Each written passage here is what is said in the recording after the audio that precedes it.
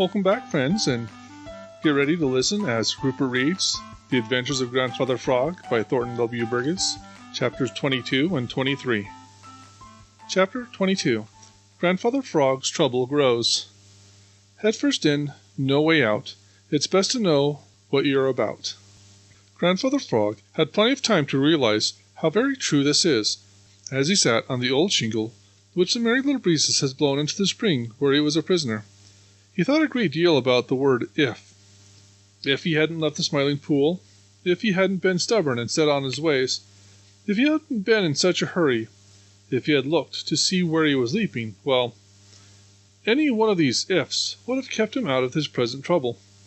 It really wasn't so bad in the spring, that is, it wouldn't have been so bad but for the fear that Farmer Brown's boy might come for a drink and find him there. That was Grandfather Frog's one great fear, and it gave him bad dreams whenever he tried to take a nap.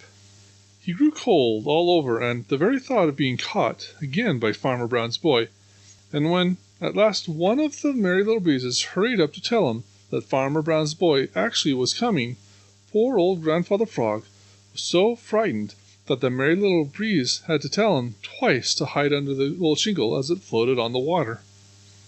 At last he got it through his head, and drawing a very long breath, he dived into the water and swam under the old shingle. He was just in time. Yes, sir, he was just in time. If Farmer Brown's boy hadn't been thinking of something else, he certainly would have noticed the little rings on the water made by Grandfather Frog when he dived in. But he was thinking of something else, and it wasn't until the second dip of cup for the second time that he saw the old shingle. "Hello!" he exclaimed. "That must have blown in, since I was here before. We can't have anything like that in our nice spring." With that he reached out for the old shingle, and Grandfather Frog, hiding under it, gave himself up for lost. But the anxious little breeze had been watching sharply, and the instant he saw what Farmer Brown's boy was going to do, he played the old trick of snatching his hat from his head. The truth is, he couldn't think of anything else to do. Farmer Brown's boy grabbed at his hat, and then, because he was in a hurry and had other things to do, he started off without once thinking of the old shingle again. "Jug-a-rum," said Grandfather Frog, as he swam out from under the old shingle and climbed up on it.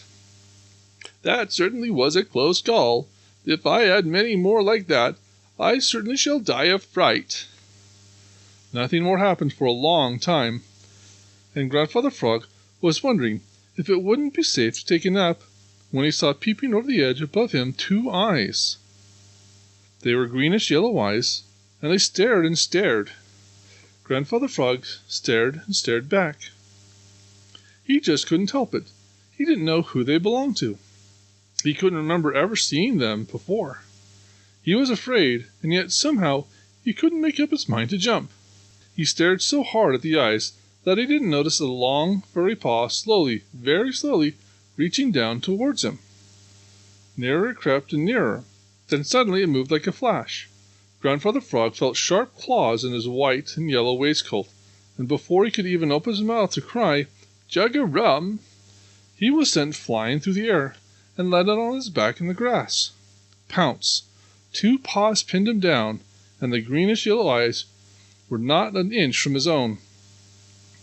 They belonged to Black Pussy, Farmer Brown's cat. Chapter 23. The Dear Old Smiling Pool Once More. Black Pussy was having a good time. Grandfather Frog wasn't. It was great fun for Black Pussy to slip a paw under Grandfather Frog and toss him into the air. It was still more fun to pretend to go away, but to hide instead, and the instant Grandfather Frog started off, to pounce on him and cuff him and roll him about. But there wasn't any fun in it for Grandfather Frog. In the first place, he didn't know whether or not Black Pussy liked frogs to eat, and he was terribly frightened. In the second place, Black Pussy didn't cover up her claws, and they prickled right through Grandfather Frog's white and yellow waistcoat and hurt, for he is very tender there. At last, Black Pussy grew tired of playing. So catching up Grandfather Frog in her mouth, she started along the little path from the spring to the long lane. Grandfather Frog didn't even kick which was just as well, because if he had, Black Pussy would have held him tighter, and that would have been very uncomfortable indeed. "It's all over, and this is the end," moaned Grandfather Frog. "I'm going to be eaten now. Oh, why did I ever leave the Smiling Pool?" Just as Black Pussy slipped into the long lane, Grandfather Frog heard a familiar sound. It was a whistle, a merry whistle. It was the whistle of Farmer Brown's boy. It was coming nearer and nearer. A little bit of hope began to stir in the heart of Grandfather Frog. He didn't know just why, but it did. Always he had been in the greatest fear of Farmer Brown's boy, but now, well, if Farmer Brown's boy should take him, he might get away from him as he did before. But he was very sure that he never could get away from Black Pussy. The whistle drew nearer. Black Pussy stopped. Then she began to make a queer, whirring sound deep in her throat.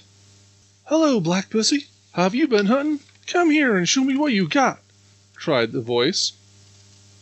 Black Pussy arched up her back and began to rub up against the legs of Farmer Brown's boy, and all the time the whirring sound in her throat grew louder and louder. Farmer Brown's boy stooped down to see what she had in her mouth. "Why," he exclaimed, "I do believe this is the very same old frog that got away from me. You don't want him, Puss. I'll just put him in my pocket and take him up to the house by and by." With that, he took Grandfather Frog from Black Pussy and dropped him in his pocket. He patted Black Pussy, called her a smart cat, and then started on his way, whistling merrily. It was dark and rather close in the pocket, but Grandfather Frog didn't mind this. It was a lot better than feeling sharp teeth and claws all the time. He wondered how soon he would reach the house, and what would happen to him then. After what seemed a long, long time, he felt himself swung through the air, and then he landed on the ground with a thump that made him grunt. Farmer Brown's boy had taken off his coat and thrown it down. The whistling stopped. Everything was quiet. Grandfather Frog waited and listened, but not a sound could he hear. Then he saw a little ray of light creeping into his prison. He squirmed and pushed, and all of a sudden he was out of the pocket. The bright light made him blink. As soon as he could see, he looked to see where he was. Then he rubbed his eyes with both hands and looked again. He wasn't at Farmer Brown's house at all. Where do you think he was? Why, right on the bank of the Smiling Pool, and a little way off was Farmer Brown's boy fishing. "Chug-a-rum!" cried Grandfather Frog, and it was the loudest, gladdest chug-a-rum the Smiling Pool had ever heard. "Chug-a-rum!" he cried again, and with a great leap he dived with a splash into the dear old Smiling Pool, which smiled more than ever. And never again has Grandfather Frog tried to see the Great World. He was quite content to leave it to those who liked to dwell there. And since his own wonderful adventures, he had been ready to believe anything he was told about what happens there. Nothing can surprise him, not even the astonishing things that happen to Chatterer the Red Squirrel, about which it takes a whole book to tell. Thank you for joining us, and if you liked what you heard, please consider liking, commenting, and subscribing. Thank you.